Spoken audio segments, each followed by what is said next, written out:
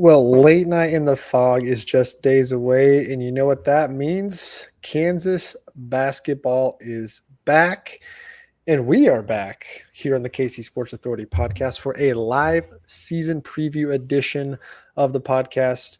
Twitter, Facebook, and YouTube all live right now. If you're over here on YouTube with us, thank you so much for joining us. The comment section is open as always. Send in all of your hot takes, your predictions, your expectations, any thought you have on the Kansas basketball team and season ahead. Drop it in there. We will be running through that. Also, hit that like and subscribe button below us if you can. We will greatly appreciate that. If you're watching on Twitter, you can also send us your thoughts over there. Facebook, same thing. Just hit us up in the comment section, and we will include you guys in this chat. Well, full house tonight because we got Spencer back with us for an episode. He has come out of his summer hibernation of football season to come talk some more basketball with us. So pumped to have you here. And yes, that is in fact Spencer. He is real here live and in person. Spencer. Thank you. Thank you. Yes. Thank you. It's good to have you on. But fellas, basketball season is officially upon us. The NBA preseason is already underway. We've got late night in 2 days. We've got a exhibition game against Louisville next Friday. And it is time for us to dive into all things KU basketball, which, you know, we have talked some basketball over the last couple of weeks. We've talked some of the big picture, some of the off-season stuff, but now we get to talk about the season itself. And a lot I want to get into. We'll see how much we can cover tonight. But moving forward, we will have weekly episodes every single Wednesday night at 8:30. That is the plan all the way through the remainder of football season and throughout most of basketball season. Weekly live episodes here on the podcast every Wednesday night, 8:30. So make sure you tune in and come back week after week. Win or loss, we will be here to chat something KU related. But basketball is on my mind tonight. We got to talk lineups. We got to talk about the roster. We've got to talk about stats, projections, the stat leaders, get into the schedule a little bit. But I guess before we get into all of that, let's do a little vibe check here. How are we feeling coming into the basketball season, considering where the last 2 years have taken the game of basketball here in the state of Kansas? But new season, new look roster, new invigorated Bill Self. He had a lot of great comments from his press conference today that I want to get into as well. But I'll just kick it over to you guys and just go around the room here and how are we feeling? Well, typically I start us off, but Spencer, I want to hear from you. Welcome back. And yeah, I mean, how are we feeling coming into the season? I mean, I'm feeling great because we're ranked 19th this time. So I feel fantastic now that we're not preseason number one. So I would so much rather be further down in the standings than be ever ranked preseason number one again. I don't want it. I feel like it's a curse at this point.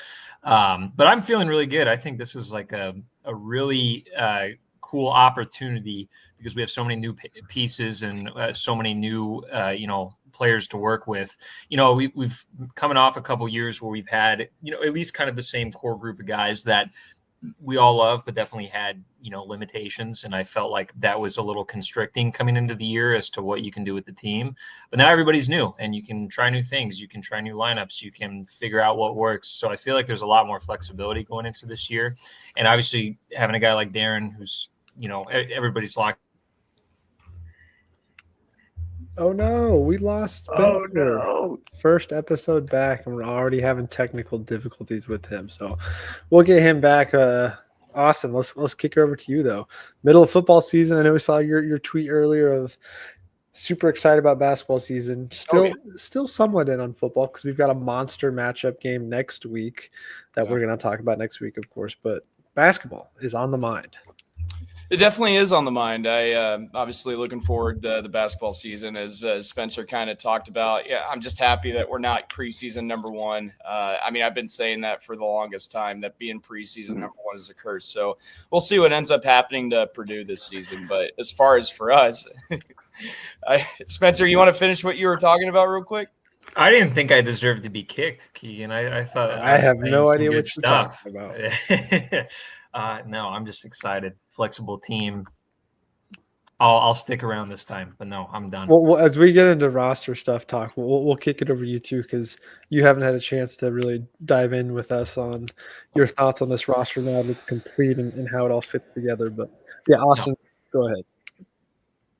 Yeah, obviously got a lot of new faces to this team. Bill Self talked about it in his opening, the bits of his press conference. He said right away that this team's a lot better than last year. I mean, he was trying to say, I don't want to take away from last year's team, but he really did want to say, hey, last year's team sucked.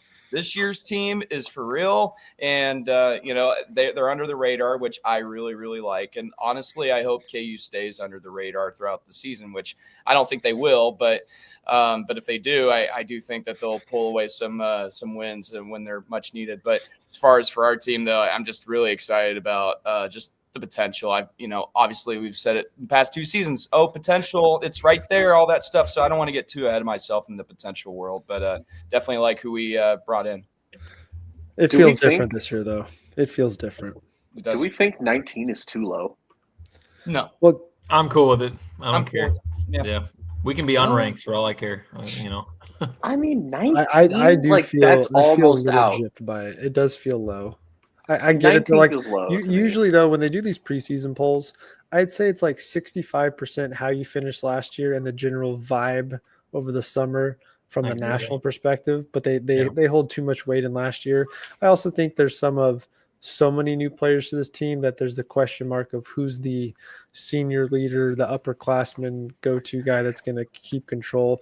And there's a lot of uncertainty when there's just no chemistry visibly to the public yet. But I do think we're a little low, but with the schedule we have to start off the season, you rattle off a couple wins there, we'll jump pretty quick. If you do want to talk about the polls, though, here's my thing. I think Purdue is not the best team. I think Houston should be the clear-cut number 1.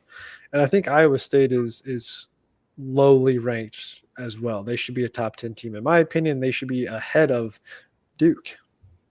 It just all kind of scares me because if we lose any of our first few games, we risk going out of the top 25 AP poll. And man, I'm really proud of how many weeks we've been in the top 25 overall as a program over the last decade plus. Up until last year.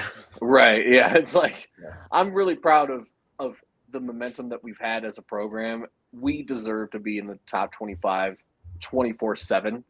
And no, Bob, I'm not trying to jinx it, but I'm just saying we can't lose these games, dude. Like, I expect big wins early on. I think this roster is built in such a way that even though it's kind of this hodgepodge of really good glue guys from like different programs that we got through the transfer portal with Melvin and with Jaden, I mean, this roster is built in such a way that I think it can start hot. I think I don't know if there's going to be growing pains with it. I don't know if that's just me like drinking the off-season juice and being really excited about us as a program, but I'm looking at this roster up and down, and to Spencer's point earlier, there's so many options, dude.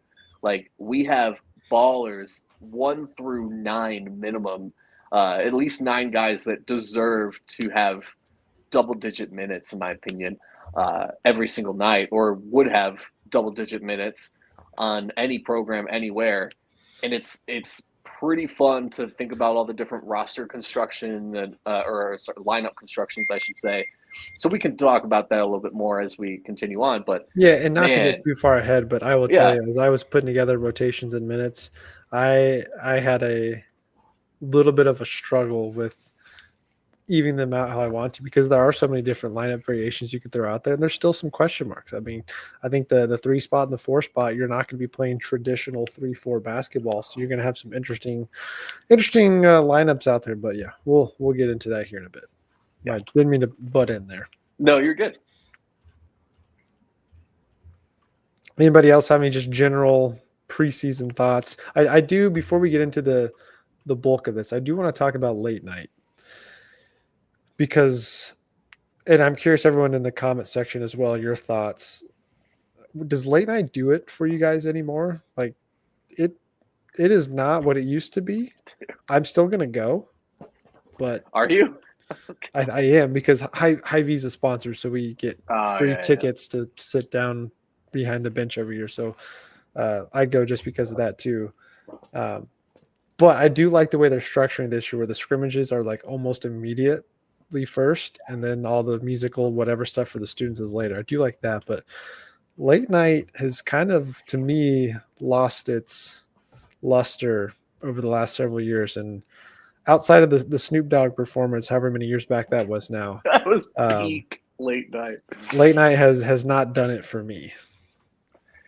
I think it loses its allure when you graduate a little bit. It's kind of like Christmas, you know, when you're a kid, it's great. When you're an adult, you have to spend $5,000 every year. So I think there's a little bit of that. Can I come to your house for Christmas? Yeah, please. Yeah.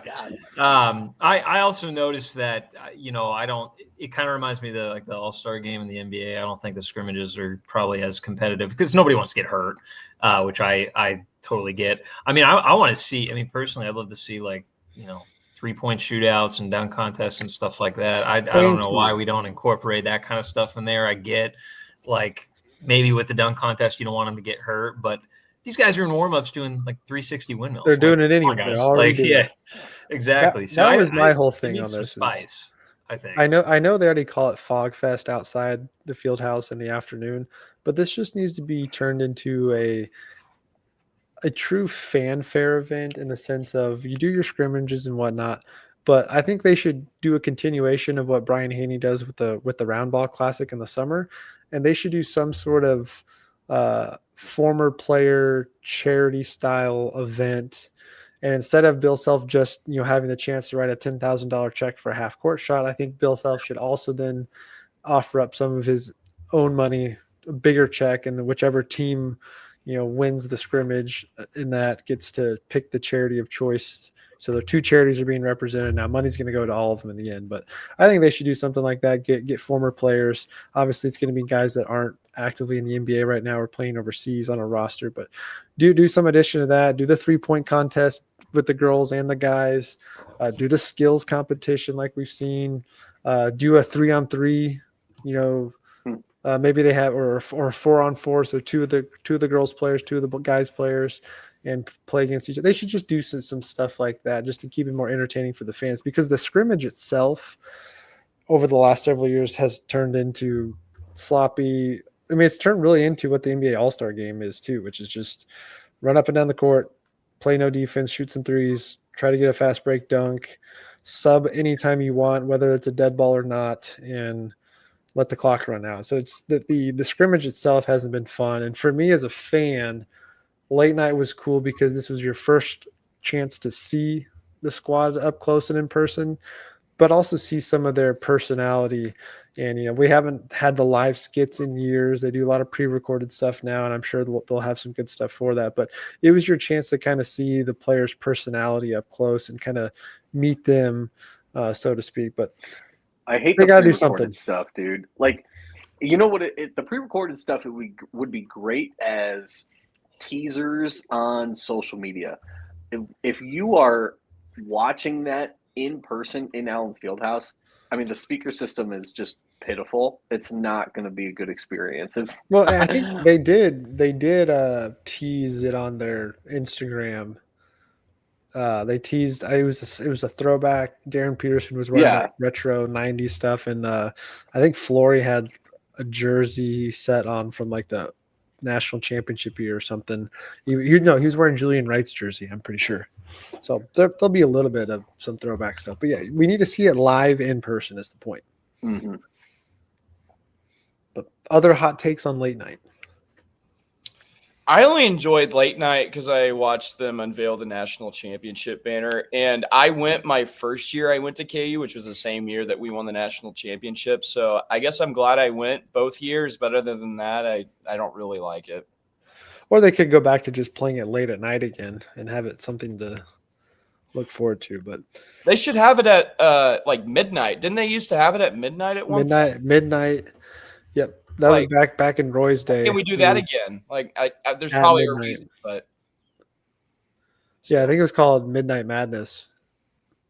Bring that back. I mean, it sounds. I might. Now that I say that, Used to be. Thank you, Bob. I'm sure Bob was going to say The that. entire student body will be too drunk for that. I'm going to throw that out there. Yeah, no, I know. Well, and traditionally you'd have a football game the next day too, so the football team would be Yeah. out there drumming up support. So too bad this is the weekend before the K-State game, but also probably good because that K-State kickoff's early, 11 a.m. And while I mentioned K-State, just a quick little teaser here, and I apologize because I just threw this together wicked fast right now to throw it up, and it was the only picture I could find on short notice. But we do have a guest coming on next week to preview the KU K-State game with us, and that episode will be live recorded right here on YouTube like usual, 8:30 p.m. So come join us as we get former Jayhawk Jake Laptad, defensive end. Left end is primarily where he played during the Mangino years. He was one of the several Jayhawks to be a part of the last winning team to defeat K-State. So really looking forward to having him on next week, not just to talk about K-State week, but kind of talk about his career and just KU football in general. So make sure you guys are tuned in for that. Looking forward to it. But back to basketball. Yeah, late night used to be at midnight. College or NCAA rules have changed over the years, but like that kicked off the first official practice you could legally have with your players. And now I don't understand any of the rules of it because they have boot camp, they've been practicing, they've been doing whatever, but that was the official kickoff to when you could get in the gym with them as an official team. But anyway, let's get into the roster. Spencer, I'm gonna throw this back to you. Now that the roster is complete, and we're gonna get into lineups and projection minutes and all that kind of stuff, just big picture, global picture, bird's eye view looking at this group, general thoughts on it. What do you think the ceiling is for this group talent wise, and maybe what the floor is as well? Yeah, talent wise, I mean, I think that it very well spread out. We have a lot of incoming freshmen. We have a lot of veteran guys coming from the portal. So I think the talent is there. I think there's a lot of good pieces that can fit well with each other. I think honestly the floor and ceiling is going to be very dependent on Peterson, which generally speaking, I'm not a huge fan of having that much responsibility on a freshman, but he is like just such a complete prospect and just so pro ready that I honestly feel pretty good about it. Hearing Bill talk about him in the press conference, I mean, it sounds like there's not going to be any motor issues with him either, which a lot of times you see that in those elite, top 5 prospects. Sounds like this dude is kind of a workhorse too, which is great. Like Bill Simmons gave his pro comp to Kobe Bryant, which, it's Bill Simmons, so take that with a grain of salt. But I do see where that comp is coming from. He's a really complete offensive player. He can kind of score all 3 levels. So he's honestly going to be the catalyst in terms of what our Florida ceiling is. And then there's some guys that are, we'll call them the unknowns, whether or not they're going to play to their potential or suffer a slump. Like Flory, obviously, I would love to see what he can bring here this next year. The guys from the portal, whether it's Council, whether it's Dawson. So there's a lot of, I think, question marks. And I think the biggest and most important piece, which, Bill, I think for the most part has historically done well on, is going to be, roster construction too. So who are we going to pair next to Peterson in the backcourt? Are we going to, rely on his strengths and form the entire lineup around what's going to work best for him? Or are they going to go with the best overall or, rely on their depth, whatever the case may be? So I think there's a lot of reasons to be excited, though, personally. That is really scary, though, because we have built the roster around Darren Peterson. If Darren Peterson goes down, I'm like, I'm not trying to jinx us. Fingers crossed. Yeah, knock on wood, all those things. That is a very my god legit fear. Yeah, we'd kind of be screwed. We'd be screwed. I think like ceiling is like Elite 8. I think we go as far as the Elite 8. I don't think we're a Final Four team. I mean, certainly things can change over the course of the year. If we lock in, Darren Peterson especially is the type of talent that can take us to the Final Four. But, oh, God. I'm trying not to. I don't think you're jinxing this. But. Hey, I'm just saying, fingers crossed, and I'm knocking on my wooden director's chair right now. I would say the ceiling is like a Elite 8. I don't know if you guys agree. As far as like a floor, we make the tournament. and we're not a 7 seed. We're better than we were last year. We didn't have any true NBA talent last year. This year, we're going to have guys go to the NBA after the season concludes, and we're looking a lot better. So I'm thinking the floor would probably, at worst, I think maybe a 4 seed in the tournament. That's just me. I'm tempted to say 5 seed, but like 4 or 5 would probably be our floor. I don't think we go to 7.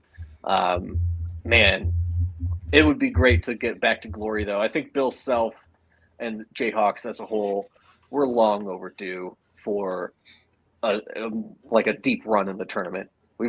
I guess because we haven't made it past the first weekend since 22 when we won it all. So yeah, it's been a rough couple marches the last several years for sure. And that was we're going to talk about Bill Self's press conference today, of course, too. But some of the takeaways I had just initially was he's got some energy with the way he speaks about this team in general, and just a lot more anticipation that this group has a high floor, high ceiling. So I think that's going to be huge, but we'll get into that. Actually, let's dive into that now. One of the other things that stood out to me with the way, Spencer, you're talking about Darren Peterson there, is he's saying this is a guy that's an 18-year-old, 19-year-old kid, but plays like a 25-year-old. He's got a very mature game. He's got a very, he understands the sense of responsibility he has. Bill was saying how, hey, if they ask him to try something, he goes and tries it immediately and goes all at it. So the very next scrimmage, the next practice, whatever it is they asked him to do the day before, he's putting everything into it and going into. So I thought that was cool, but got another guest we want to bring on here with us tonight. Got Jayhawk Edits in the house. Well, welcome in. How are you doing tonight? Man, what an honor. An honor. Oh, come on.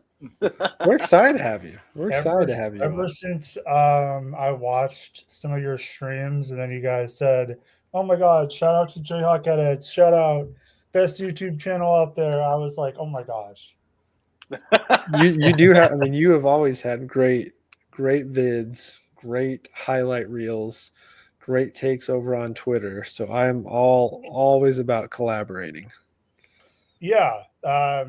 Again, I apologize if you guys were expecting me right at you guys started. So you're good, man. You're good. No, you're totally good. We're pretty much still just getting started, honestly. Yeah. So I'll kick it to you since you're in here now, as I try and play some stuff here in the background. Just general thoughts on this squad ahead of the season, what you're looking forward to most, and just kind of your breakdown of who this 2025-2026 Kansas team is. Yeah. For starters, you guys you might have mentioned it before I came on, but they finally have a couple of actual pros on the team. Yeah. Hunter Dickinson was never going to reach. He did get a G League contract, but he was never going to. He was never going to, rise up the draft boards. We thought, AJ Storr was going to be that guy that maybe Bill Self would push him to a first-round pick, but DeJuan Harris and KJ Adams were just there. They improved a little bit, but they never were actual NBA guys. So Darren, we already know. Flory, if he has a really good sophomore year, then I can definitely see him being a late first rounder, early second round pick. But they finally have some go-to guys, but I'm really focusing on these transfers because and you guys again might have mentioned it, and I would love to hear what your thoughts on this is, but I feel like the transfer portal has not been Bill Self's strength since the transfer portal became a thing where players could just not sit out and just come in for 1 year.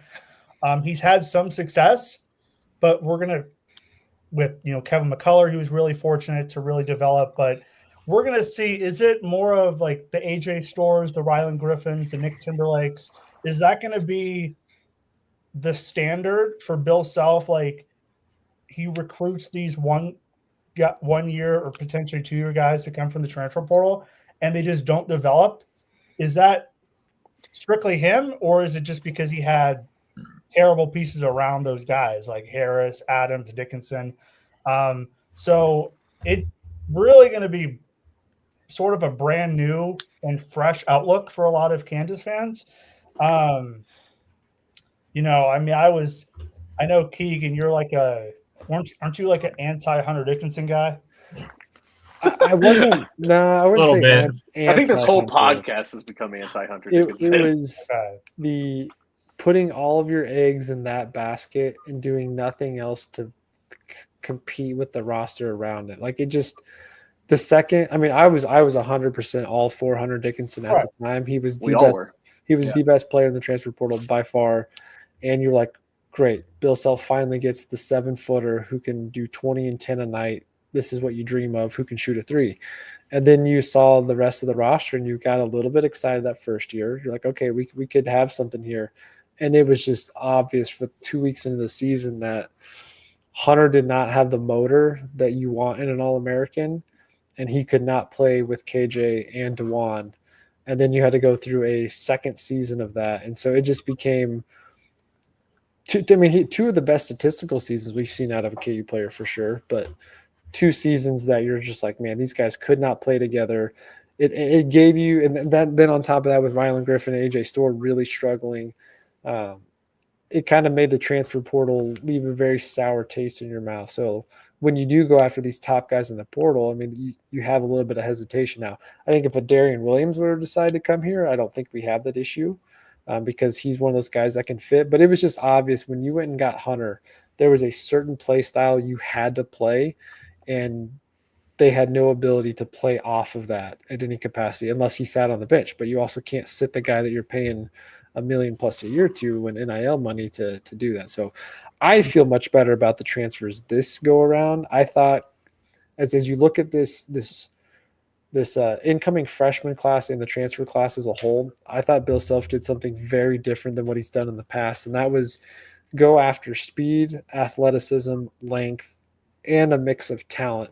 This, to me, on paper, is not a team that like the average fan's going to go, oh my gosh, Jaden Dawson's so fantastic. Oh my gosh, Melvin Council, I can't believe we landed him. I think most people are going to go, okay, they've got some nice pieces here. But I think what's very understated in this group is the fit they're going to have, the way they're going to mesh together and play. This team, yeah, Bob, you just said it right before I was going to say, this team could be a defensive juggernaut. They've got speed, they've got length, they've got athleticism, they've got some versatility. And again, there's some question marks as we'll get into, but the look of this group, you just got to think that the on-court fit is going to be so much better than last year. Last year, you had 4 or 5 different guys that had to play a different style of basketball, and you just couldn't play that together. Yeah, last year it was more like especially with the transfers that we had, it was more of, I just want shooters, I want basketball getters, and guys that can take over. But when you put all those guys together, it's really disjointed. And the focus this year, yes, was defense. It was a defensive focus, and these guys are the most selfless, team-oriented, defensive-minded guys that we could have asked for. There's still questions, to Keegan's point, and I think one of the questions is shooting. When you give up those scores in terms of, I want more defensive-minded guys, you probably are giving up some people that can score the ball at will. And especially, looking at this roster, it's a little scary. Like, our best shooters are probably going to be, Darren Peterson, Jaden Dawson, and then Cole Rosario. Maybe Cole Rosario, yeah. And then, but like 2 of those guys are freshmen. I understand DP is at the top of the list of all the freshmen in the nation that you would want coming to your program. Not necessarily worried about him. And honestly, not super worried about Cole Rosario either. But again, it's a freshman. And I don't know. Maybe we get excited about freshmen all the time. And not just a freshman, a guy that reclassified to come a year sooner. Yeah. So an even earlier So maybe he freshman needs of time to sorts. develop. But I It's a think that little scary. also says a little bit about where his game is at. If he's capable of transitioning to that next level sooner, then clearly Bill Self has confidence that that skill set will translate to the floor. But let me ask you guys this: as you look at the roster up and down, and we'll get into lineups and projections here in just a second, but what do you think the identity of this team is going to be? What are they going to be known for on the court? And not just, hey, it's give Darren Peterson the ball and hope he scores 25 to 30 tonight, which he very well could. But what do you think the DNA makeup identity of this team is going to be this year? Because to me, what I see speed, I see athleticism, and I see toughness defensively. Offensively, I think there'll be stretches where it's, are we doing a little too much watching Darren go to work versus getting involved? Sure. But if this team leans into their speed, athleticism, get out in transition, attack downhill, I mean, Darren Peterson can obviously attack downhill. I think Council can get to the rim. I think Elmarko can get to the rim. I think Flory is going to be a lot more physical this year. And you've got the length with Paul Imbia as well. I think this team has potential to be a run and gun transition, play up tempo type of team. At least that's what I see. Yeah, I see veteran leadership. I don't love the fact that some of our seniors are guys that are transferring in from other programs, but kind of piggybacking off of just what I was saying earlier, it's guys that are more than capable of coming into a program and leading by example, playing the right way, being Bill Self guys, right?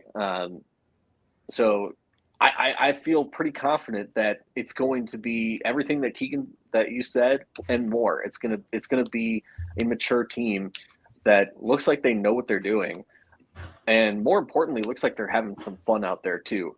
So, because last year, I don't know about you guys, it didn't look all that fun. It didn't look.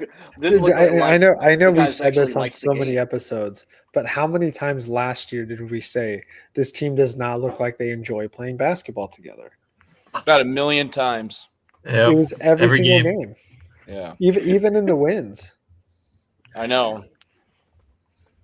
Yeah, like Austin, what do you think, man? Like, do you think this team is gonna have some big moments this year of just like the complete opposite? Just like, I mean, I can see clips of us having highlight play after highlight play after highlight play, and just the guys like smiling, laughing, and joking together. I see these clips in my head just swarming Twitter, and I mean, it excites me. I don't know what you feel like.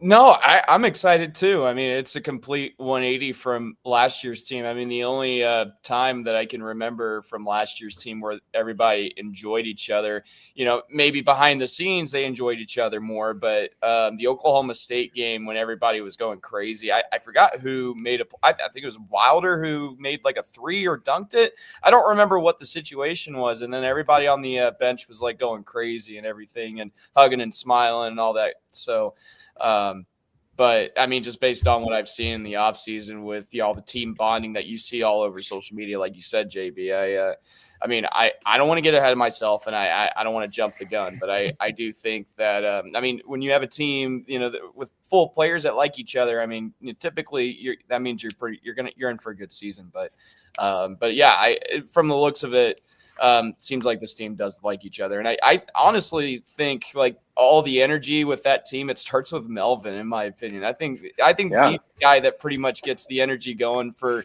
the entire team. And man, if he makes a play on either side of the ball, I bet you that'll get the team fired up. And I think they'll play off of it for sure. But yeah, Melvin's like our big energy guy, like the guy that you're going to depend on to get that for your team. So.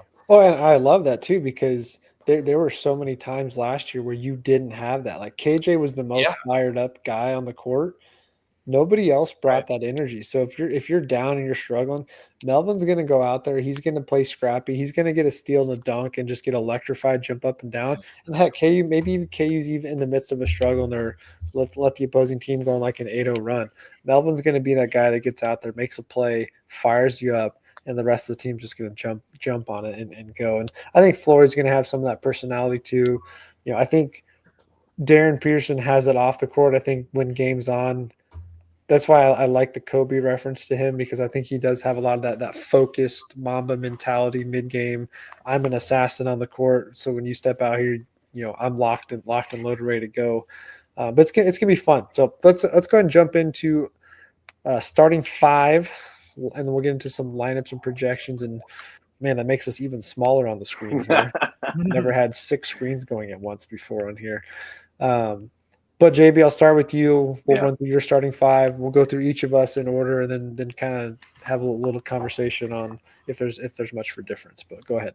So starting five for me is kind of a development over the last so many months. I have been a big proponent on this podcast and outside of this podcast saying Elmarko Jackson is going to be our starting point guard to start the season. I've been saying that because I feel like, and I still feel like this, but I feel like Bill Self trusts his guys, especially his guys that have been in the program.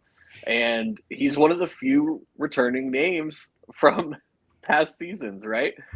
I still believe in Elmarko. I really do. However, I would say the hype has not necessarily been around Elmarko, and it's not a knock against him. It's just so many good things have been said about Melvin Council. So many good things have been said about Darren Peterson, obviously. Trey White, for sure. I mean, hell, Bill Self went on and gave his token like, oh, Trey White's been our best player. Please, God, let this not be like the I don't even know what I'm looking for. Like because he said these things about Zach Clemens. About Zach Clemens in past seasons. It's like every time he says, oh, this guy had the best summer, like that person turns out to be total dog water for us. I'm really hoping that's not the case with Trey White, because we're going to need him. You look at this roster and it's like, all right, Flory Badunga, locked and loaded at the 5. Trey White, locked and loaded at the 4, because are we going to trust him over Bryson Tiller? Probably not right away, right? Darren Peterson, locked and loaded. And those other 2 spots are a fight between Melvin Council, Jaden Dawson, and Elmarko Jackson. I have been on the side of saying it's Elmarko and Jaden for the longest time, but I'm switching up. I am saying it's Melvin and Jaden, and I'll tell you why. Not only the hype with Melvin over the last so many months, but we need shooting. As much as we love the defense and everything, we need shooting. I feel like Jaden Dawson is a more reliable shooter than Elmarko, and I just can't see a starting 5 without a lockdown like shooter, right? I feel like it's got to be Jaden Dawson, but I could very well see Jaden Dawson being 6-man. It's tough, but my 5 is Melvin, Darren, Jaden, Trey, and Flory. Say that one more time, that 5. Melvin Council, Darren Peterson, Jaden Dawson, Trey White, Flory Badunga. Okay. All right, Jayhawk, it's your turn. I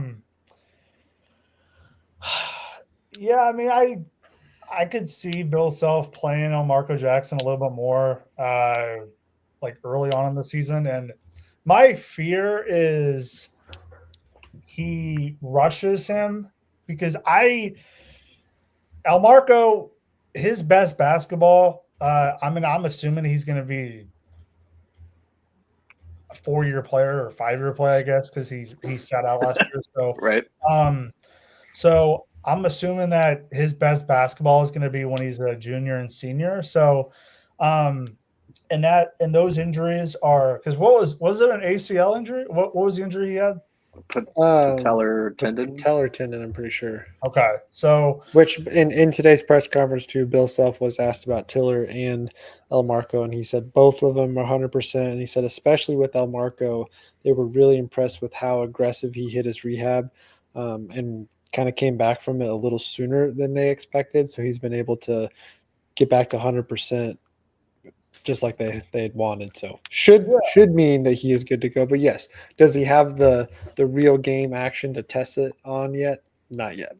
Right. So I could see him starting like early in the season. And Bill Self does favor loyalty, like what we've seen in past years. If you know the program, you know the system. I mean, it's not to this extent, but if you guys remember, Landon Lucas was a program guy, 2015.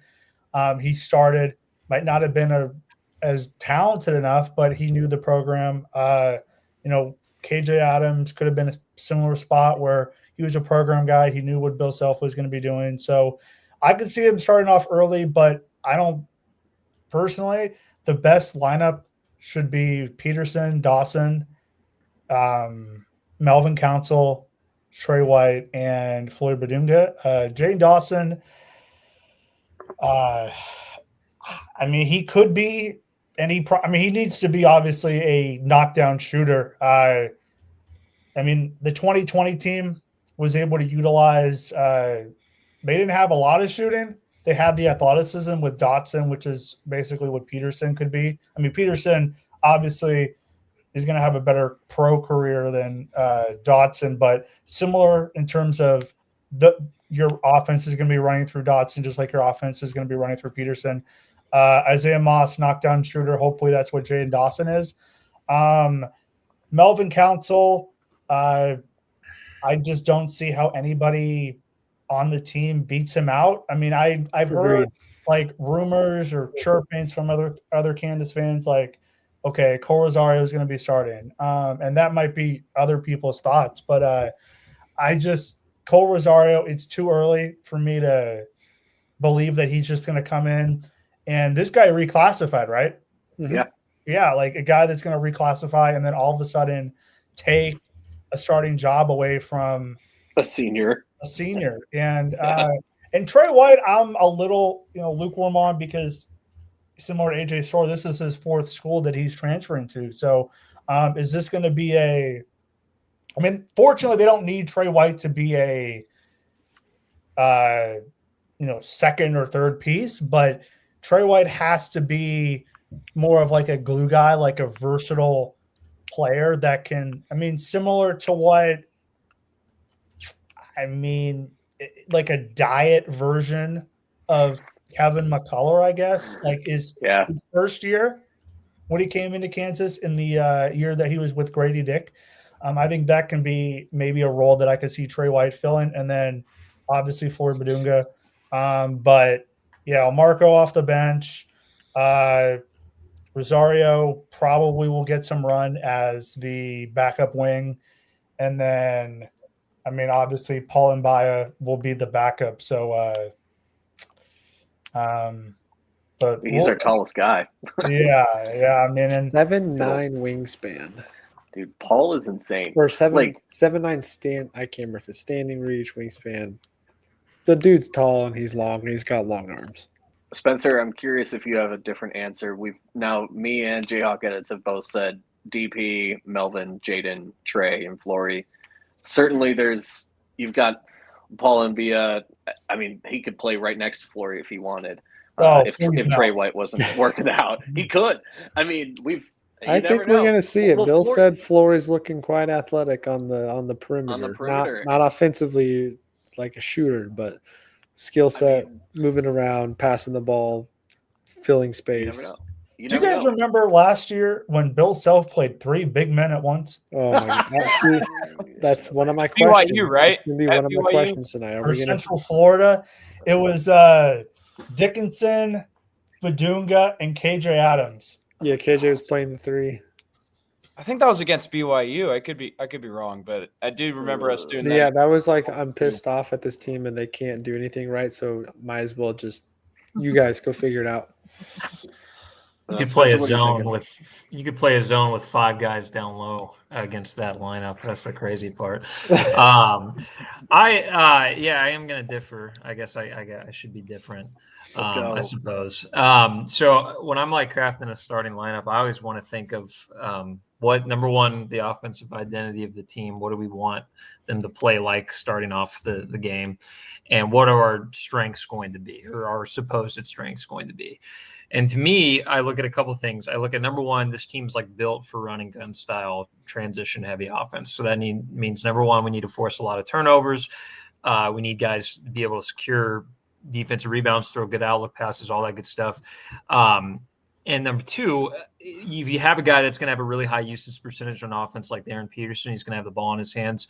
The way you don't struggle on half-court offenses with that is off-ball movement. So I'm looking for guys that can move without the ball, because if Peterson's going to be having the ball in his hands primarily for a large portion of the possession, I don't want guys that are also predominantly scorers that don't know how to move without the ball. So here, my vision is this. Obviously, we're going to have DP starting. Elmarko, the only reason I think he's a question mark is one of the things that Self said was that his court feel was not quite there yet, his athleticism was, but that kind of concerns me because his decision-making wasn't great before he took a year-long break from basketball, so that doesn't usually get better with time. So I think he's somebody that you maybe ease into a little bit. So I don't know if we see him as much, at least cracking in that starting lineup. So Melvin, I think, is the number two. Now, when I'm looking between him and Jaden, there is a big difference in offensive skill set. So Jaden was at about 36%, I think, for his career from the three, and then Melvin's a little bit lower. He's around 29%. But I don't really care because Peterson's a good shooter. And I also don't care because my third starting person is going to be, I think you could roll with Cole Rosario. Oh, my gosh. I want a pure shooter in that lineup because a couple things. Number one, it's going to help spacing. And number two, it's going to help transition, because when you're running that transition, you got a guy sprinting to the corner, you got a guy stopping at the wing. That's going to open things up for lobs. It's going to open things up for Peterson to make a one-on-one move to the basket. I like that. I think that opens it up a lot more. I don't, if Rosario is more of a ball handler or a point guard, I wouldn't want to throw him right in there. But I think if you're a pure shooter, you can come right in and immediately make an impact. I mean, you saw Grady Dick. Obviously, Grady's an NBA prospect, but he came in, he was ready to shoot because that's what he does. And so I have a lot more confidence in a guy like that, even if he's a freshman. And then I'll round it out with Trey White and then Flory at the 5. I think that gives us a lot of options. I think we don't sacrifice a whole lot by having Jaden Dawson going to the bench, because then you can bring him back on. He can be your 6 man. You don't have to lose a big chunk of offense when we have to take one of our, starters out. And I like him. Again, one of the biggest, pieces of time that always kills us is kind of that middle of the second half the middle of the first half when we take some of the starters out. We always hit a rut in that 15 to 8 minute mark. I want a guy like Jaden Dawson coming in and being able to keep that rhythm going. So I like the flexibility that gives us. Now, Cole Rosario could end up being not great, and Self has a very short leash on freshmen, so he comes in, misses defensive assignments. Okay, you may not see the floor that much, but I think at least the start, that would be the combination that I would roll with. I can see that by the end of the season for sure. Well, that's what I was going to say is oftentimes when we make these starting lineup predictions, we know that's going to change. So there very well could be the guys that start, the guys that play the most minutes, and then the guys that are in that closing lineup as well, which we'll get into. But Austin, go ahead. Well, mine's not any different from JB and Jayhawk edits. Unfortunately, I don't have any switches with mine, but yeah, my starting 5. And this is one I've kind of settled with for I'd say about a week or two. But yeah, for me, Peterson, Melvin, Jaden, Trey, and Flory. I feel like that should be the starting 5 here in a few weeks. You guys have had some great talking points about the depth that this team has and everything.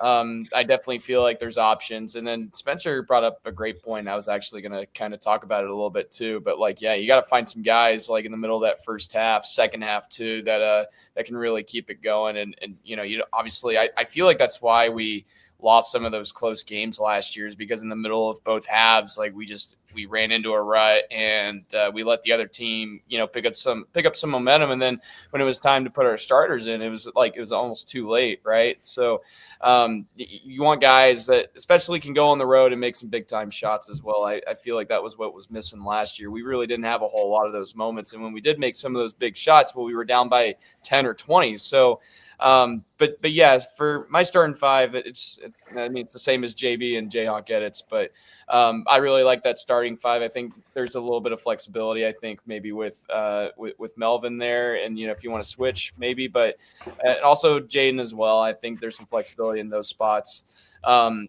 just my thoughts on El Marco really quick. Obviously he's coming off of an injury, that kept him out all season long last year. I don't expect him to go off and have this special comeback season. It's going to take some time for him to acclimate, to the game again. A good example would be, even though it's two different sports, JD coming back from his injury, last year, you guys saw how long it took for him to finally look like himself, right? Too long.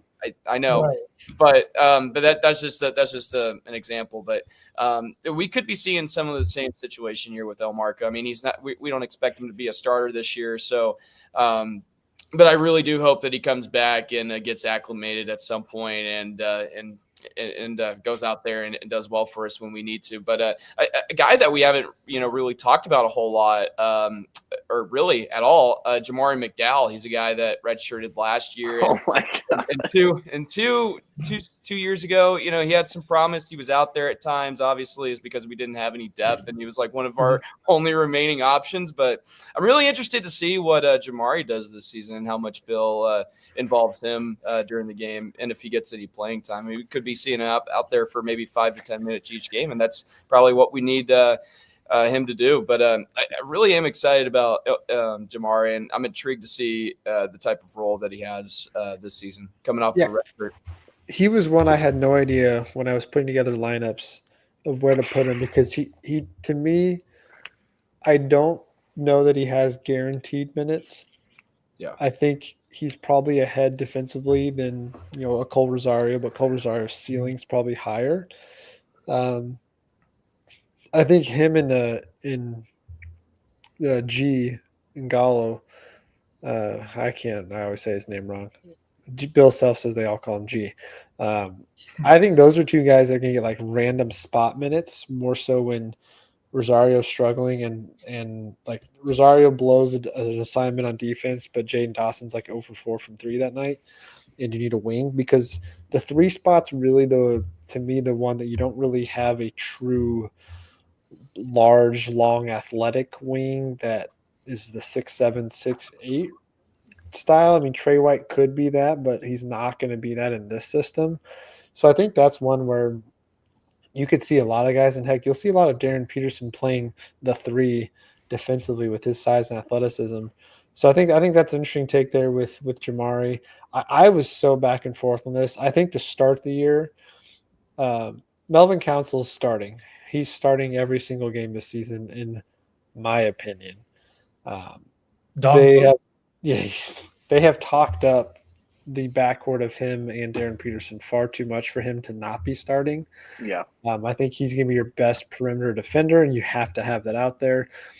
He can distribute the ball better than he gets credit for. He's going to bring the energy, like you said, which also makes him a good 6-man role type guy off the bench. But I think he's going to be starting every single game. I think El Marco's the backup point guard, but I think he gets about 12-ish minutes a game. And you'll see Melvin with the ball quite a bit.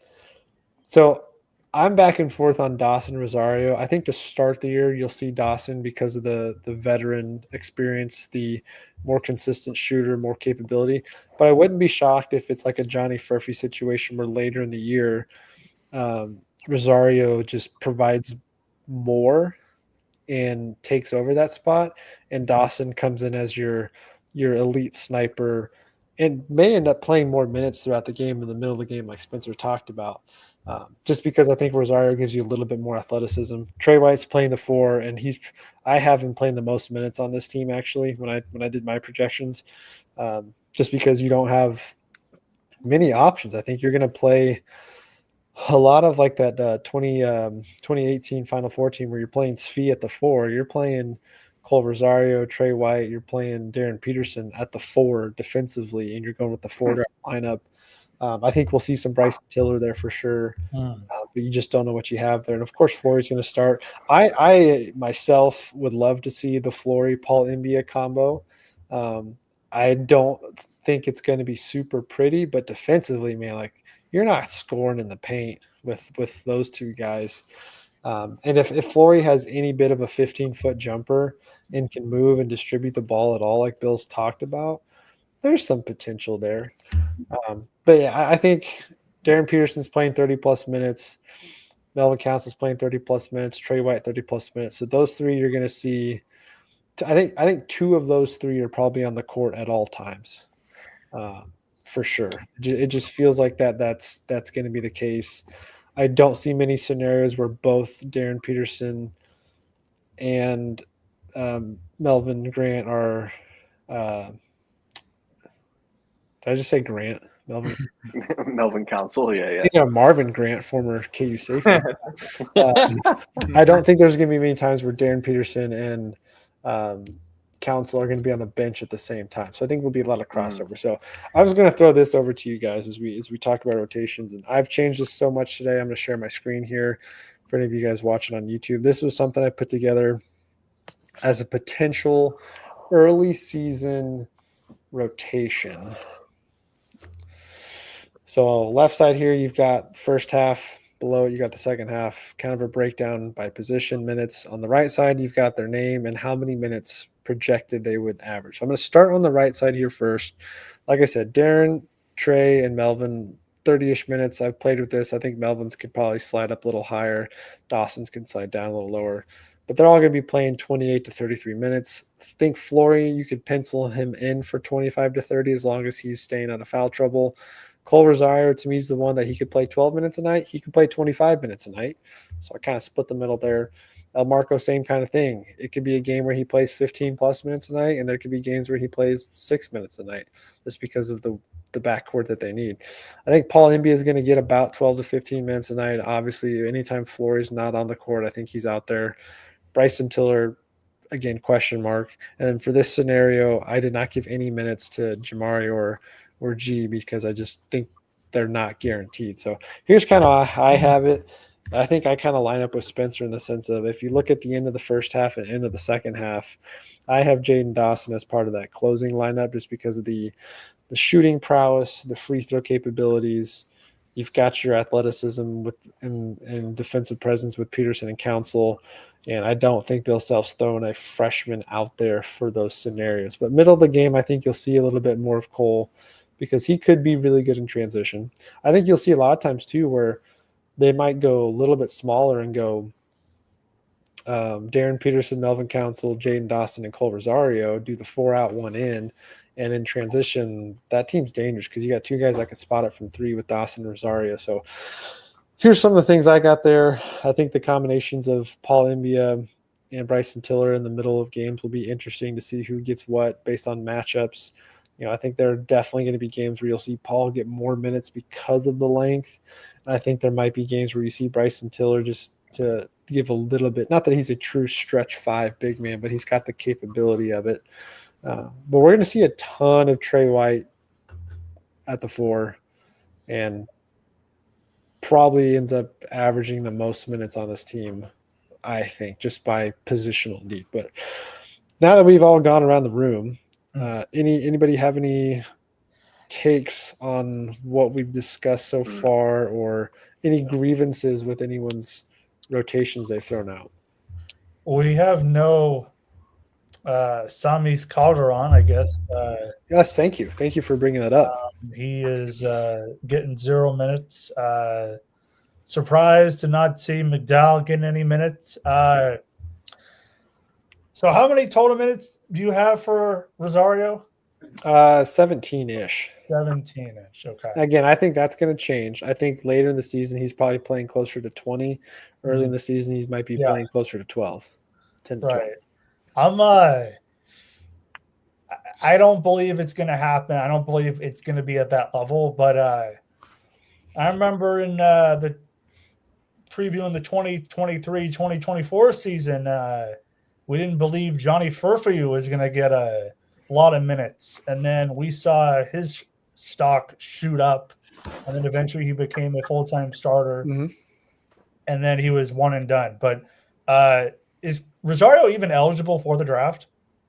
I don't think he will be old enough. Okay.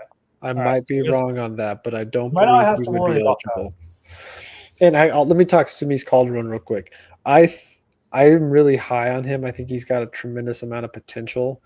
Also, don't have Corbin Allen on this list, but I think Corbin Allen and Simi's Calderon probably redshirt.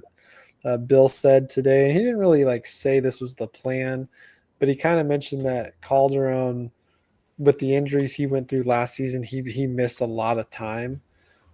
So he's a little bit behind. He's looking good in drills and all that, but it hasn't quite translated consistently on the court. So I think there's good potential that he is a redshirt candidate, because he's likely to get, I think maybe plays in 15 games all season. Now, if he looks really good over the next 3 weeks in exhibition games, and maybe he's got to step up on a Cole Rosario when it comes to defensive presence, or they feel really good with him being the backup 4, then maybe. But I think he's a prime candidate for redshirt personally. Mhm. I like And then, that. and then McDowell. I think McDowell's going to play, but I think it's going to be Not every spot game. minutes. It's going to be here and there, and it's going to be when Bill throws somebody in the doghouse. I feel like Keegan. I feel like you made that in the sense of you structured that mid-season Big 12 play. This is what I can see if we cap it at 9 guys touch the floor on any given game. And we know realistically Which- it's probably an 8-man rotation. Bill always Yeah. dwindles it down to 7 to 8. So I guess with that being said, who are the guys that are the fringe rotation minutes that you think have the most uphill battle to secure a consistent rotation spot? Honestly, anybody in the backcourt. I think the backcourt is so logged with talent and veteran leadership, and then obviously you have the NBA prospect up there too. I think that's going to be a struggle for really anybody to crack that part of the rotation. It's like El Marco being the primary in that case, because like I said, in some of these big games, Melvin and Darren are both going to play 35 minutes. It's going to happen. So 5 minutes as a backup point guard. That's a lot you have to do in 5 minutes to secure time moving forward. For sure. I think Bryson Tiller is the other easy answer for most people because you just don't know what you have with him. Not that you have any idea of what you have with Paul Mbia either, but you've got more length and athleticism defensively. So I think Bryson Tiller is going to have an uphill battle, but Bill briefly hinted at Tiller in his press conference today, and basically the way I interpret it is they see him as the backup 4 and could play alongside Flory and Paul. At least that's how I interpret it. It was very quick, small. He did not elaborate on it whatsoever, but that tells me he's probably getting 5 to 8 minutes a night to at least spare Trey White here and there. Bryson's having a great summer. Yeah, it is. Yeah. Nobody knows what he looks like out post-injury because they have shown us nothing on him. But I'm very high on Bryson Tiller. I think he's a very nice kid. I've said hi to him a couple times in the grocery store. He's tall. He's lanky. Oh wow. I think he's going to be something special. Not that he won't have big games as a freshman, but I think sophomore Bryson Tiller could be a big impact down low, and he's got some ability to stretch it out. Some people have said that he kind of wants to play the wing spot as a 3, but just isn't quick enough defensively. But his skill set, he's got enough ball skill to try and do that. So I'm very excited to see what that looks like. That's why I'm hoping those first 2 exhibition games, we see a lot of Simi's Calderon, we see a lot of Bryson Tiller, we see a lot of Cole Rosario, just to kind of know what do you have in these young guys. Yeah. Jamar McDowell then is going to have a breakout 26-27 season. Oh, God. He could have the Travis Relford senior year. So JB, what are your thoughts on Jamar McDowell? I have seen some facial expressions. Oh, well, okay.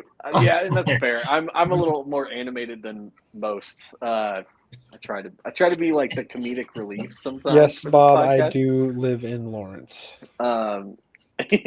I love Jamari McDowell. I think he's great. The only problem I have with Jamari McDowell is he's just not good enough compared to. I feel bad for him Like he's not good enough compared to the rest of the roster to really carve out a solid role. And Keegan talks about, hey, maybe he's going to be the starter as a senior, much like Travis Relaford was. But dude, I just don't see that. I really don't see it, and it's just sad. I feel bad for him. I mean, he took a redshirt season last year. In a year, we probably could have used him. In a year when we probably could have used him, but at the beginning of the year, it didn't really look like. I mean, we saw that red shirt coming from a mile away because of how loaded we were, and we were loaded with a bunch of guys who just didn't really seem to gel and who didn't really do much for our program by the end of it, and it's just sad. I love Jamari McDowell. I will say this about Jamari. I've seen him in the store a lot lately. He's been hitting the weight room. He looks a little more, not that he wasn't already, but he looks a little bit more muscular than the year before. So I am very surprised he has not transferred away. I'm very surprised. I feel legitimately bad for him. I feel like he could be productive at another school. And looking at the roster and even the way it's going to turn over after this upcoming season, I've got a projection on how the roster looks next year. We haven't even talked about that, obviously, being a year out. And he's still, by my projection, down there as irrelevant as could be on our bench. That's how you know game 1 against Green Bay, Jamari McDowell's your starting 3-man. Hey, he really could. Well, it's funny. He could be the most Bill Self thing ever is to start all your seniors. I mean, and upperclassmen now. He's not a senior yet, but it feels like it with how long he's been around. He's the age of a junior, being a redshirt sophomore now, and he's Melvin Council, Jaden Dawson, both seniors, Trey White, senior, Jamari McDowell, senior. Like, dude, I could see that. Yeah, G. Oh my God, he's been raving about G, and I'm like, Diggy Coit 2.0. Dude, he really is. Don't say that. Oh God, he's the Canadian Coit. I don't know how much faith I have in the Canadian system and to spit out a good talent that can transfer. Shea Gilgeous-Alexander. Dude, maybe I'm just, and I'm not saying that they have no talent coming out of Canada, but I'm like, dude, I'm interested to see how his game translates to America, to the he did NCAA. Choose, he had opportunities to go to some higher level programs than what he was at, but lower than Kansas, and probably start, but chose to come here. I think that says a lot about him and a lot of what Bill Self value. Like Bill basically said, he's going to be the he didn't really say the backup point guard, but basically like in practice, he's running the scout team point guard, and he is, they're going to play him alongside Darren Peterson in practice to just give different looks because he's a smaller guard. Yeah. 5'10". I'm 5'10". When I slouch, like I'm 5'11", but no one believes me because I just constantly slouch. I don't have good posture. Every time I say I'm 5'11", people look at me and they're like, "Really?" So to think, I need to work on my posture, you guys. But to think I'm taller than someone on the KU basketball team, I'm not that tall of a guy. It's just that's kind of concerning for me. And I know that's so dumb as a fan to be like, I don't like this guy because I'm taller than him. That's not what I'm saying, but it's just sad. He's someone that with G, with him, I feel like it's good that he's on the roster. He's got a role. He's not going to play every single game. Jamari McDowell, you can say the same things, but at the same time, it's like with Jamari, he's a redshirt sophomore. He has eligibility left. I almost, like I said, I feel bad for him. I want him to go elsewhere, not because I hate the guy, because I love the guy. I want him to be able to play. To get consistent playing time. Yeah, I was surprised McDowell didn't hit the portal.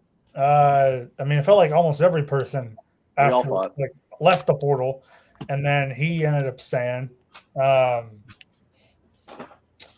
Keegan, are you popular in Lawrence? Because I'm getting the sense that everybody knows your name at the grocery store.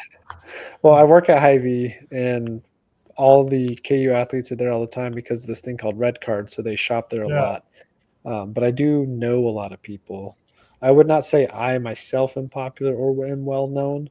Unless you shop at Hy-Vee, then you should be. definitely know me, because I would like to think I am actively involved in saying hi to as many customers as possible, and they know where to find me and who to ask for help for sure. But Okay.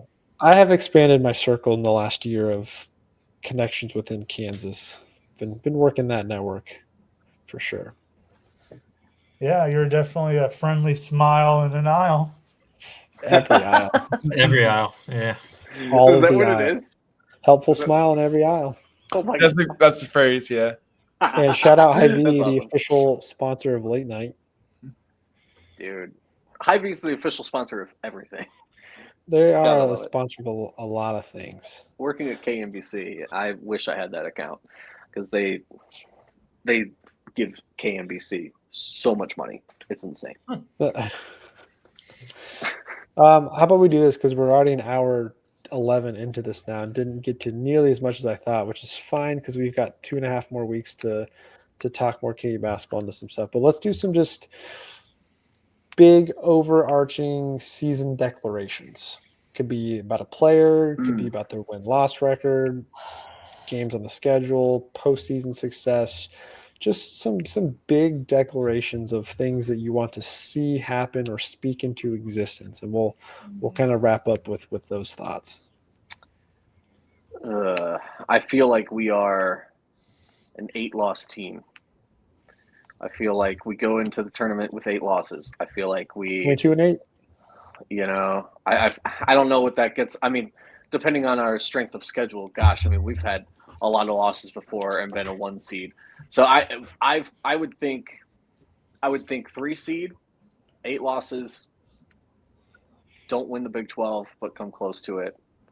And I think projected to finish 5th in the Big 12 right now, 5th or 6th, I believe. I would give us a 3rd in the Big 12, and I would give us, like I said, a 3 seed in the tournament. I would give us a Sweet 16 run, but our ceiling is Elite 8. And Bob, I don't know about this one, man. Houston. That's a hot take. Houston is really good. Joseph Tugler's back. He gives Key all sorts of fits. Milos Uzan, Emmanuel Sharp.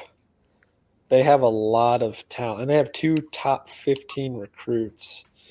Houston, to me, is the best team in the country, I think. They should be preseason number 1. They should be the favorite to win the tournament. That's going to be a hard team to beat. BYU is going to be really good. We are equipped this year.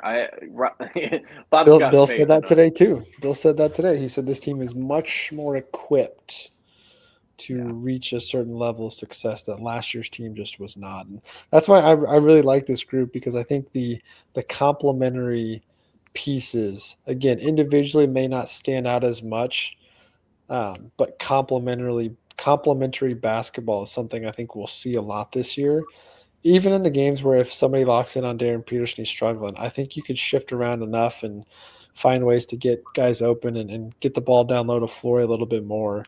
And they have guys that are going to do that. Like last year, if Hunter didn't score you 20 points and DeJuan didn't hit a couple open threes, you had to hope that KJ Adams was hitting every single floater and the pick and roll game was working, because there was nothing else you could turn to. Whereas now, there's 5 seconds on the shot clock, nothing's working. DP can go get a bucket. Jaden Dawson can get a 3-point shot off. My closing thought on overall on this season is we've got one guy on our roster who I feel like is the clear X factor and difference maker, whether we hit our ceiling or not, and that's Cole Rosario. If he develops, you guys, we will be unstoppable. I'm telling you, Cole Rosario has the. Have you seen how ripped this dude is? Have you seen his? Did you see that they're calling him Captain America? Strong. They are. The dude is jacked, and I am so jealous. And He's like 17, 18. I feel a little weird looking at his photos. That dude is. I think I told you guys this off air, but there was a day in the store. Cole Rosario came in with Paul Imbia, and Cole Rosario is listed at like 6'5", so he's already a couple inches taller than me. And I was standing next to them. Paul Imbia is a legit 6'11", 7 foot. He made Cole Rosario look short because, like, me standing next to Cole, I was like, I'm the same height as Cole Rosario because we're standing next to Paul Imbia. So that tells you anything about the length of Paul Imbia to make a 6'5" ripped athlete look small. Tells you a lot about that. But yeah, I'm with you. I think Cole has the making of one of the more explosive athletes on this roster. I mean, he really does have a lot of Christian Brown archetype framework in his body buildup coming in. You know, Bill said that he's probably a little bit further ahead of where CB was as a freshman coming in, just athletically, skill set wise, and all that. But there's a lot of similarity there for sure. If he taps into that is huge as a freshman. What happened when Christian Brown was a freshman? We won the 2020 Natty. The 2020 Natty, dude. Oh man. We should have a banner for that. I know. Austin, are you in favor of us hanging a banner for 2020 if we could? If we could, yeah. I mean, Yeah. I don't want to be like UCF where we self-proclaim a national championship, especially one that we didn't even get to and win. But I don't know. I mean, I think there's going to be mixed reactions if that were to happen. But I mean, I'm not mad at adding another banner. I'm not mad at that. But I got so excited. I've heard something on Twitter around that time that had me convinced it was actually going to happen. That there was potential that the NCAA could just award a banner to the number 1 overall seed, and that was us. And I was like getting all excited, and it never happened. Just, sad days as a Jayhawk fan for sure. 2020 was not kind to us. COVID was not kind to us, I should say. But yeah, Spencer, what about you? So we got Cole Rosario X Factor. Well, first of all, I can't let this go. If K-State saw us get a banner for an imaginary championship, I just want you guys to know how awful that would be. Now, granted, that's one more banner than they have, so I guess whatever. But so I guess pretend one's better than none. I guess. I think my proclamation. I don't want to comment on our team success because I just feel like if I say we're good and we suck, that sucks. If I say we suck and we're good, that sucks. So there's no way I can win. I think Flory Badunga ends the year as a lottery pick. For the there NBA. You go. I think he's going to have a huge leap. I know we're not the biggest Hunter Dickinson fans here, but one thing that I will give Hunter credit for is he is an excellent passer as a big man. And Bill said that really rubbed off on Flory. And so just imagining this like freak athlete, rim runner, shot blocker, adding a really good, dump it in the post, double team comes, he can make the right read. I think that's like NBA GMs are salivating at that. So I think he takes a really big step this year. I like it. Overarching thoughts for Jayhawk edits. Yeah.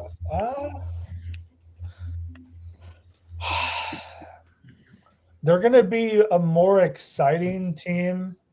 So Kansas fans are actually going to Bill Self had that, what was that quote? Maybe it was last year or 2 years ago in the late night of the fog. He said, "Oh, we put together a roster that you're going to love."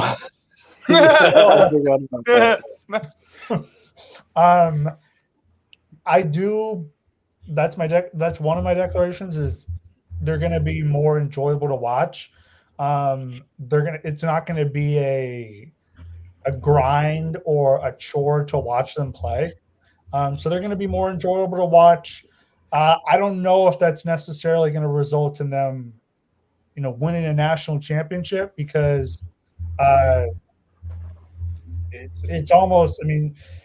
If the 2025 Duke team couldn't win the national championship with Cooper Flag, it's going to be really tough for me to believe that Darren Peterson could will them to a national championship. But I do also think Darren Peterson's going to be like when it's all said and done, we look at 10 years from now, 15 years from now, and who's going to be a top 5 player in the one and done era? Who are the top 5 freshmen? Darren Peterson's going to be in that. And it's more of a question, but it's something to think about. Is Darren Peterson going to be I believe he's going to be a great college player. But is that going to result in them? Because I feel like he's going to have a couple games where he's just going to will them to wins, where it's going to be 30 to 35 points, and everybody else is going to score like each 10 points, and all of a sudden he just drags them to a win. So it's going to be much more. He's going to probably carry them more than what we've seen from other top freshmen in the past couple years. So I'd say they're going to be more fun to watch. Pearson's going to be legit, but it's still going to be a really big mountain to climb for them to actually, be a Final Four team. I think for sure, like if I'd have the magic globe to say, oh, where does this Kansas team finish? I'd probably say a second weekend would be where they get to, the second weekend for sure. And probably eight losses total, so 2 in non-con, 6 in conference play. I am happy though the 18 conference games is going instead of the 20. That 20 was way too much. Yeah. So 12 and 6 in conference play. We probably are going to lose a game at home. It's probably like Houston. So that's probably what I have. I've got a question for the group. We have to touch on this. I don't know if this is obvious or not. Who leads the team in scoring? Is it Darren Peterson? Oh, 100%. If not not, even a who question. is it? Are you Not even is a that question. dumb to even ask? Because I mean, he's No a freshman. one's going to get as many shots up as Darren Peterson's going to. If he's not averaging 15 shots a night, we're doing something. Either the rest of the team is really, really good, or he's being incredibly selfless. Like he should be taking 15 plus shots tonight. And I think he's going to be enough. He's not going to be Jordan Poole out here, going 8 for 27 because he's just going to chuck it up every time down the court. I think he's going to hunt for a shot. Like he's going to play that Kobe role of when he needs to, he's going to put the team on his back. Like I almost want to say over under Darren Peterson 30-point games this season at 1.5. He's so polished offensively. He's so polished. He gets to his spots. He's patient. He doesn't force anything. Like you said, Key, he plays like a 25-year-old. I think he should be the consensus number 1 pick. I know you got like Cam Boozer and the guy from BYU, and I can't pronounce his last name. Yeah. I know there's other really good prospects this year, but he's just so complete as a prospect. I think there's no way I wouldn't be surprised if he's 17, 18, 20 points a game. That's where like my declaration was going to be is he sets the freshman record for most points scored a season. Really? Andrew Wiggins has 17.1. I think Darren Peterson averages 20. Yeah. He's going to have a couple of these games where he just goes off for 30 to 35, 3 out of 5 games. Maybe has Wiggins didn't even look for a shot. Wiggins took 5 shots in the Stanford game in the NCAA tournament. So then who's number 2? Is it Flory or is it someone else? That's a great question. I do think the way the offense is going to run, I think Flory's going to have a lot of opportunity with putback dunks, transition opportunities, pick and roll game. I could also argue Melvin Council, though, because I think Melvin will get to the free throw line and attack the rim. It's tough to say what that looks like, though. See, I like Dawson, too. I don't know if Dawson gets enough shots up. I even think know if he he comes starts. he comes in when you got Peterson off the floor, and I think he's going to get those shots that would typically go to Cool. him. So And I think his think that's fair, placement in the 'cause lineup is what I'm thinking. my question with Dawson is I don't want him to become a strictly 3-point shooter type guy. So it's all right. Yeah. He's got to shoot 5 threes a game. And so the whole, like, I mean, look at Rylan Griffin last year. He was brought in to be a 3-point specialist, 3-and-D transition guy, and he lost all of his confidence in playing the game of basketball on the offensive side of the ball. So like if Dawson becomes that, then I don't think he isn't doing anything. But he scored a lot last year, and he took a lot of shots, but he was also the main guy on his team for that. Right. So I think there's something to it. I think it's more about how is he going to be used. Yeah, if he's that secondary scorer or the primary scorer when DP's not on the court, I think you're spot on there. But that's why, like, I think it's more likely that KU has 2 guys that average north of 10, Darren Peterson and pick whoever. I think it's more likely that you have 3 or 4 guys that all average 8 to 9. Because like Trey White, I think he's undersold too on his capabilities. He might not average more than 11, 12 a game, but corner threes, mid-range, post-ups, slashing to the rim, transition. I think he could have a very similar year to Jalen Wilson's sophomore season. That he could slash, 9 and 7, 9 and 6, and have a couple games where he's in the 15 point. So there's going to be some balance. But yeah, to me, I would be shocked if Darren Peterson goes the whole season averaging less than 17, 18 a game, just strictly off of his play style. But if I had to put money on it, I think I'd put Melvin Counsell up there just because of his ability to attack the rim and get to the free throw line. But yeah, I think that's a good problem question to throw out there. I think this year you have options, and you could make an argument for 3 or 4 different guys that could be the number 2 scorer, number 3 scorer, because you have multiple ways you can play this year. That's great. Yeah. Austin, have you said your declaration? I have not. No, I guess it's my turn now, right? Yeah, I kind of stepped in ahead of you. That's my fault. No, you're all good.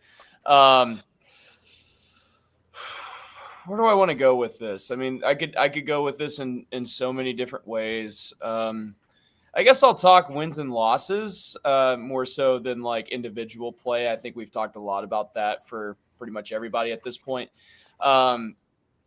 Non-conference is going to be very tough. I think the tournament in Vegas is going to tell us a lot about the team and where they're headed going into Big 12 play. Obviously, playing Missouri and Kansas City, that's going to be very interesting. But I mean, I wouldn't be too shocked if during that Vegas tournament, it's a little bumpy, up and down. Maybe we lose to Duke, and maybe the game after that. I know we played Duke and Syracuse, and I think one other team here. Notre Dame. Yep.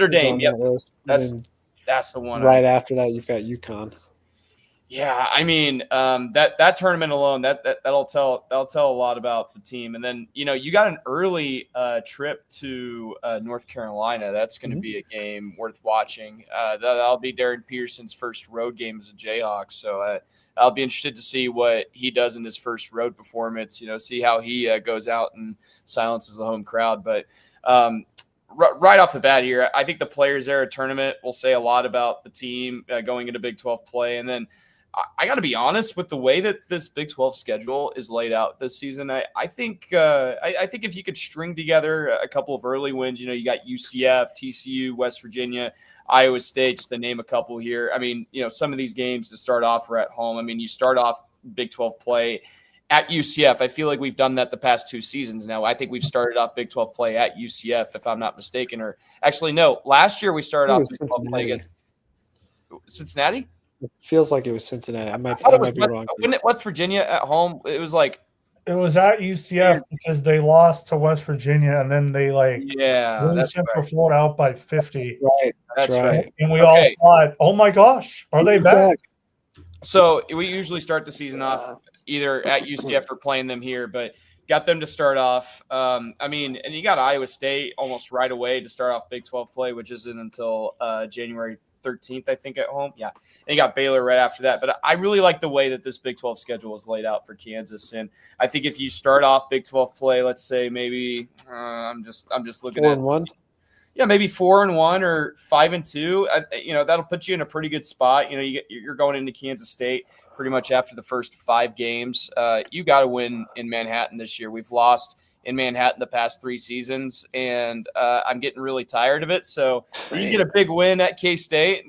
That'll really set the tone for Kansas in Big 12 play. And you got BYU right after that. So I mean, you get a big win in Manhattan. I mean, you'll go into BYU feeling pretty confident, and then Texas Tech after. But I mean, I think KU will have a better Big 12. I think they'll do better in Big 12 play this year. Road wise, I don't know. I mean, the past 2 years we've struggled on the road, especially in Big 12 play. But I mean, if you can at least, I'm looking at the schedule here. If you can at least go on the road and be the West Virginias and UCFs and maybe if you could steal one at Kansas State or Texas Tech's going to be probably our toughest road game of the season, if I'm being honest. Yeah. I think Tech and at BYU. Yeah, I mean, yeah, those two are going to be tough, but and of course Iowa State, always Iowa State. Yeah, Iowa State. I might be there for that game. We'll see. But I think if you can take care of business right away in the first couple of conference games, I actually do think Kansas will go on and maybe they'll probably lose. I'd say if I had to guess on a number, at 4 to 5 conference losses at best would probably be my thing. But I think either it was Jayhawk Edits or JB that said 6 conference losses. Who was it? Was that you, Jayhawk Edits? Yeah, 6. I think they both said it. Oh, they both said it. I just said 8 losses total. Yeah, but Jayhawk Edits said 6 in the conference. I've got Kansas losing. I've got them losing 7 games this season. Okay. At best, I do think there's a chance they could lose maybe 10, but hey, we'll say there's always that chance. I'm just saying at worst case scenario we're talking, but we'll spend another episode diving into the schedule a little. Yeah, for sure. I don't want to dive too deep into it, but I mean, I really like the way that our schedule looks this year. But that Players Era tournament in Vegas, that'll be our first test, and that'll be really the point where we start seeing how good or bad this team looks. But I'll say 7 losses on the season for KU at best, and I think Darren Peterson's going to be the best player in the entire country when it's all said and done. Wooden Award plus 1,000 right now. Go throw some change at it because that's going to drop quick after the first 2 weeks of the season. But yeah, we'll wrap up there. Hour and a half in. Appreciate anybody that's been sticking around for this. Plenty of more KU basketball talk to come. We'll dive into the schedule, go through some more predictions, go through some best case, worst case. I've got a lot of things to throw at the panel of guys here over the next couple of weeks. But late night, 2 nights from now, we've got the Louisville scrimmage next week. So we'll know a little bit more about this group come next weekend.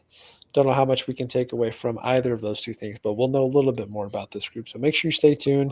Come back next Wednesday for the KU K-State football preview at home in the booth, 11 a.m. kickoff that Saturday. We'll have former Jayhawk standout Jake Laptad on the show. So come prepared with questions. Would love to get some questions thrown his way about his time at Kansas, questions you might have on what it's like preparing for rivalry week.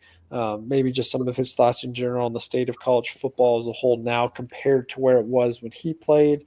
I'm definitely going to throw some NIL stuff at him since he did not get to participate in any of that. So come prepared for that. And then, like I said, we're going to try and weekly have a KU episode every Wednesday night at 8:30, a live episode to be involved with all of you in the comments and all of you that are watching, whether it's Twitter, Facebook, or here on YouTube. So if you're here on YouTube, hit that like and subscribe button below if you haven't done so yet. We're continuing to see the channel grow, seeing our viewership grow. We couldn't be more grateful for that, and have a lot of fun things in store over the course of the season when it comes to basketball. But Jayhawk Edits, we also appreciate you hopping on with us tonight. And always look forward to the potential crossovers we have later and seeing you in the chat and all the other KU podcasts that we're diving into and everything we see on Twitter. Looking forward to any highlight reels that you post throughout the year too. So go check out what's your YouTube channel. Yeah, so Jayhawk Edits, as you can see in my name, my name is obviously Stephen Abram, my real name, but just search Jayhawk Edits on YouTube, and then you can also search me on Instagram and Twitter. But I do plan on putting a scrimmage highlight of Late Night in the Fog Sweet. together. Don't know if I'll be able to do the exhibition highlights for the Louisville game. I'm actually going to be on the Pacific Northwest during that week.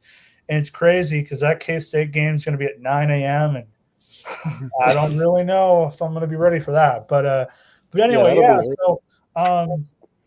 if people aren't subscribed, make sure you're subscribed to me. This will be my 6th season of doing player highlights during the season. And then, if people want to watch career highlights from players that played in the Roy Williams era all the way up until the great Hunter Dickinson, then they can watch. I actually didn't do a Hunter Dickinson career highlight video. I don't think we have seen one yet. No, I did a KJ Adams and DeJuan Harris. But anyway, yeah, and then massive compilations. Like I did a 1 hour of the greatest plays in KU basketball history, 2 hours of highlights of the Bill Self era. But yeah, during the season, hopefully get a lot of Darren Peterson content together. I know I did like a video of his prolific prep highlights back in the spring. Mm-hmm. So if people want to be excited and eager to watch that before he steps on the court at Allen Fieldhouse, people can watch that too. So absolutely. I know I watch multiple videos on your YouTube channel every year ahead of the season just to get myself more hyped. Not that I need to be more hyped, but every week I have different KU videos I have lined up just to get me ready for basketball. Oh, yeah. Always excited for more of that content. Like I said, we'll wrap up there. Plenty more in store for you guys here on the channel, so stay tuned in. Follow us on Twitter, Facebook, Instagram, TikTok at KCSA Pod. That'll do it for this one. We appreciate you guys as always, and we will catch you in the next episode. Rock Chalk. Rock Chalk.